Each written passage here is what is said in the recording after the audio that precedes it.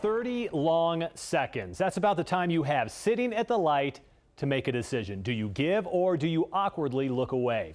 It's a tough question with very little information. Entire stories summed up on a broken piece of cardboard. So before you give money to the next panhandler you see, watch as we go behind the cardboard story. Their stories are humbling. Their faces, there ain't no way to describe how hard it is out here. Often scarred with despair. Homeless and hungry, jobless and stranded, they are begging for your help. Just trying to change for anything at all, please. What's wrong? I'm trying to get my children to safe places to sleep in a place where I won't get beaten up anymore. But what would you do if the food you generously gave was tossed to the side? What would you think if the challenge to walk was not always such a challenge? And what would you say if at the end of the day a car is waiting to jump in and drive off? Well, if you're anything like Tom Jager, I think he's a bad guy. If he's smart enough to do that, he's smart enough to go get a job. it does not sit well. Jager says he's witnessed the business of begging firsthand. A car dropping off a crew of panhandlers in the morning and then picking them up at the end of their shift. And I said, so are you really even homeless? And she goes, no, we have a house. I said, so you're basically just running a business where you're asking people for money? And she goes, yeah, basically. But they can't all be scamming us, can they? What kind of person would say they have cancer if it were not true? Who would have the heart to pull out a couple of pictures of their kids? Those are my children. If the money was not going to be used for them? And how could you spend hour after hour, day after day, enduring the humiliation that comes? You know, people drive by you, throw stuff at you, call you names, you know. From begging for money. First week I cried. I mean, I didn't want to go and do this, but it was our last resort and everything. And I mean, it's embarrassing. That right there is Jamie, and she and her husband Robert have been on the street since he got hit in a head-on collision. And if you're not buying the story on his sign, proof of the accident, because at the beginning they were so deep that my shin bones were hanging out, is not for the faint of heart. In the end, medical bills forcing them out of home and their two young daughters. You had to go there. Out of their day-to-day lives. I just miss them. I just miss them a lot. One single moment that has drastically changed their finances, their health, and their future. A similar moment? Doing the same to 53-year-old Gary. More than a year ago, he could actually stand on his own until a hit-and-run driver right here, you can see it's broke. Did some serious damage to his leg. I wish I wasn't in this situation, but a lot of people don't believe I got a broken leg. The thing is, Gary's got the police report to prove it. He's got the x-rays to prove it. He's even got the medical bills to prove it. But there's still one question. So can you walk? I can't. Not at all. No. That will leave you wondering if you're witnessing a miracle, a scam, or maybe something else. I've seen you walk on this before. You have? Where have you seen me walk at? People get stories and they find the stories that are going to be the most compelling. That's Jason Mathis. He's not a panhandler, but as executive director of the Downtown Alliance, believes the once inner-city issue is drastically spread across the entire Wasatch Front. And giving in to these sad, sad stories, You shouldn't confuse homelessness with panhandling. creates a false sense of charity. I think it kind of lets people off the hook a little bit. So if somebody's walking by, they give $3 or $4 to a panhandler and they think, okay, I'm a good person, I've done my duty, I don't have to worry about this again. Well, really what you may have done is enabled somebody with a substance abuse problem. And while that may be the case for many, I'm not a drug addict. I Don't use drugs, son.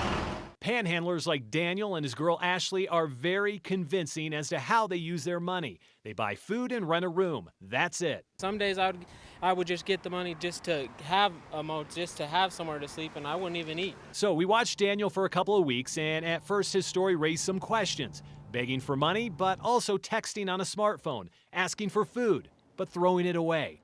And when we followed this homeless man to a Salt Lake City house, it appeared to be a complete scam. That is until we watched him in uniform, grinding it out, washing and cleaning our car at his new job. Just like that, Daniel was off the corner, staying with family and no longer begging for cash, but instead, he was working for it. Like seeing me right now, you guys are probably like, damn, he was scamming, or you know, but I'm an honest person, and I think that it's always good to be honest. All right, so at this point, what's your initial impression of the panhandlers that we followed so far? Would you give or would you look away? Keep that thought, because in 90 seconds, you will find out if this group of people begging for your money are the people that they say they are. The rest of this story may surprise you. We'll be back. Welcome back. 3 panhandlers, 3 stories tugging at the emotions of all who drive by. Now, first impressions seem to play a major role in whether or not people give, but what we found out may leave you with a lasting impression. Thank you very much. You guys have a great day. A lot of people say that they make $100 to $200 a day. Yay! We don't come close to that. It's been about 9 months now since Jamie and Robert lost just about everything good in their lives: his health, their home, and their 2 young girls. On cardboard, their story checks out, but would you still hand them cash if you knew their history? Between the two, they've got 15 years of felonies and arrests, including theft, burglary, forgery, DUI, and the use or possession of drugs. Ask them about their past. Have you ever been involved in drugs? Long time ago, too. Okay. Yeah. Yeah. When I was in high school and my early college years, yeah. And they appear to be pretty honest, but it seems bad habits are often tough to shake. Within weeks of our interview, both were arrested and charged with drug crimes. It's been a struggle since we've been out here trying not to go back down that road, because it's so easy to try to escape and just not worry about all the crap. A few miles south, and Gary's gearing up for another day in the chair. We've already seen him walk. What I'm saying is I can't walk, and if I try to walk, I'm going to end up falling, going out in the street again. But Gary's problems date back nearly 2 decades before the accident. More than 70 times he has been arrested or cited, including convictions of theft, criminal trespassing, and 3 counts of sexual battery. Mentally, Gary's told the courts that he is bipolar and schizophrenic. In at least 2 cases, the judge has ordered a psychological examination. That's where I'm at. I'm just out here trying to make money, you know. Speaking of making money, at last check, former panhandler Daniel was making an honest living at the car wash. He was working, cleaning, scrubbing, vacuuming, and according to police, officers say this man, 32-year-old Daniel Max Lopez, he was also robbing. Was cuffed soon afterward. In jail, on the news, court records claiming Daniel walked up to a woman in a parking lot with a threat. He's now charged with a first-degree felony. So ask yourself one more time, what will you do? What will you think? What will you say the next time you stop at the light? The stories and faces will likely be very different, but in many ways, I wouldn't go out there and take people's money just to do it. They are exactly the same. I think that's totally wrong. I'm an honest person, and I think that it's always good to be honest. Car after car, John after John, you would never see these women walking the streets of Salt Lake City. Saturdays are good days, Friday nights are good nights. If there was not a business for it. I used to like to come out at 4:15 in the morning and get the guys that are going to work. Her name is Donna, 54 years old, hooked on heroin and selling sex for the better part of a decade. She has clients, but the reality is more and more Johns are not looking for women, they want girls. Girls are usually being enticed into this line of work as young as like age 13. And not just enticed, but often forced into it. In roughly the last year here in Utah, there have been arrests made from St. George all the way up to Riverdale involving underage prostitution and sex trafficking. There's an obvious demand for these young girls here in the state. It appeared to be a 16-year-old girl who was intoxicated and in the company of an older man and another teenager. So we went undercover with the Salt Lake Police Organized Crime Unit to investigate sex trafficking on the streets. And we discovered most of the underage trafficking, Yeah, I think it's probably as big as it ever was. Is rarely found at night under the street lamps in the seedy parts of town. The fact is, it is primarily solicited online. The number of girls we have out, you know, walking up and down State Street or North Temple is nothing compared to the number that are posting ads on the internet. And police say the women being advertised online are more likely to be the victims of sex trafficking. Sites like Craigslist and Backpage.com reveal hundreds of ads from services like body rubs, eluding, to a lot more. Women who sometimes look very young, advertising private locations available both day and night. The latest case involving Ontario Lowry. He's accused of holding 4 women against their will through violence. Court documents show Lowry transported his alleged victims from state to state, prostituting them through internet ads. When they got to Salt Lake, one of the women secretly called her sister, who then called police. That is just one case I remember being very, very hopeless. in which survivors like Gina say are becoming commonplace here in Utah. If I didn't do what he wanted me to do, then he would beat me really, really bad. At the age of 14, her father died and says a 35-year-old friend of the family took control of her life, forcing her to have sex with clients while he would be paid with drugs. In essence, Gina says she became his currency. He was very, very violent. He'd hold me at gunpoint. He'd take pictures of me naked when I was asleep. He'd probably broken every single bone in my body. In Gina's words, she did not know that there was a different way of life. In fact, even when the man allegedly trafficking her went to prison, she spent the next 15 years on her own as a prostitute. It is a mistake for law enforcement to simply go out and write a bunch of tickets for Class B misdemeanors for someone engaging in prostitution. Salt Lake City Police Chief Chris Burbank says putting prostitutes in jail will not solve the problem. He believes they need to go after the Johns and track down the pimps.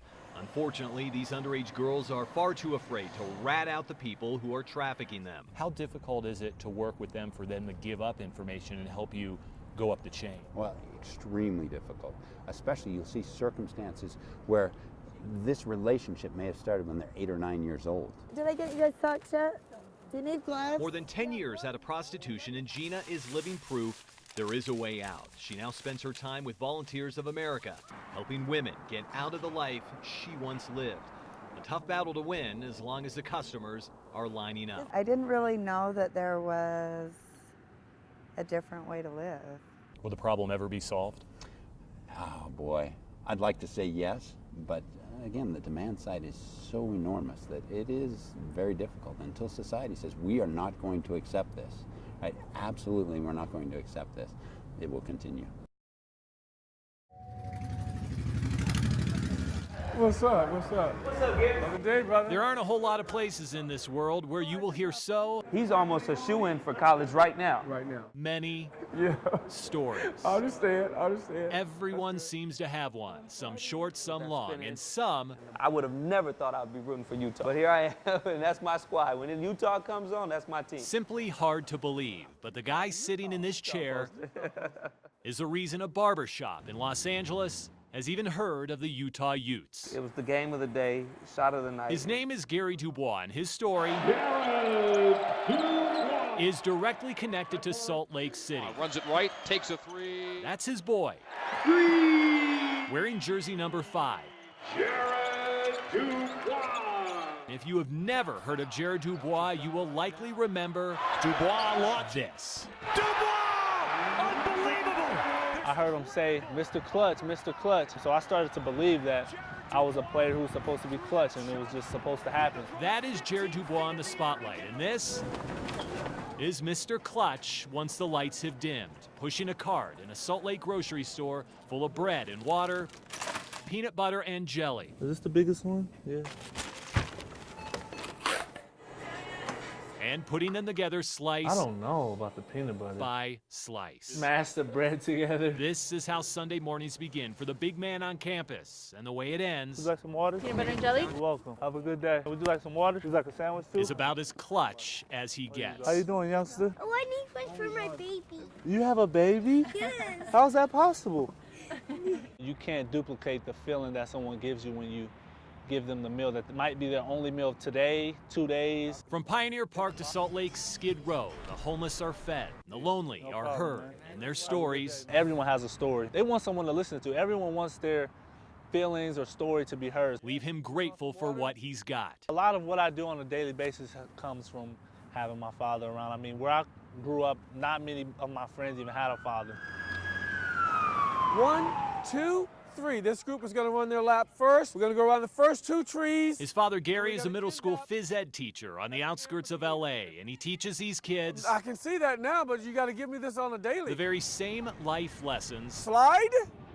What's the purpose of a slide? he has taught his own. Are you getting better? Are you getting better? Yeah, but not. That's all that counts. No, it doesn't matter what they think. He never really told me how to do certain things or how to be, but I definitely felt that he showed me. And that statement right there is why this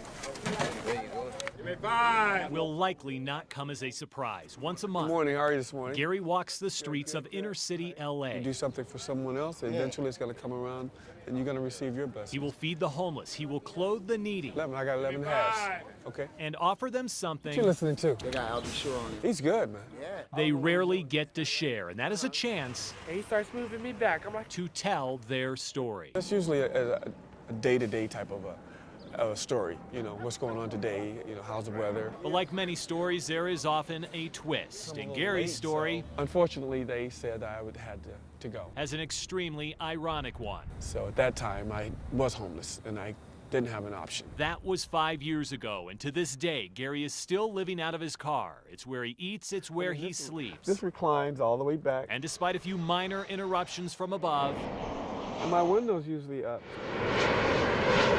I don't really hear them.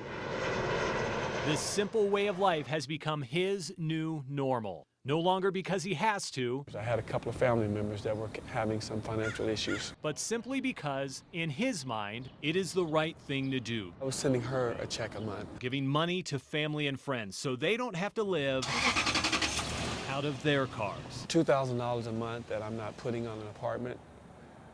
That's a lot of money that can go a lot of different ways, and it can help a lot of other people. For Gary Dubois, that is the part of his story he often leaves out. Most friends don't know, his students don't know, the people he serves do not know. But the one person I sometimes forget that he's living in the car. who has silently watched every chapter play out My idol, best friend, whatever you want to call it, that was him. may have been the one person whose story he influenced the most.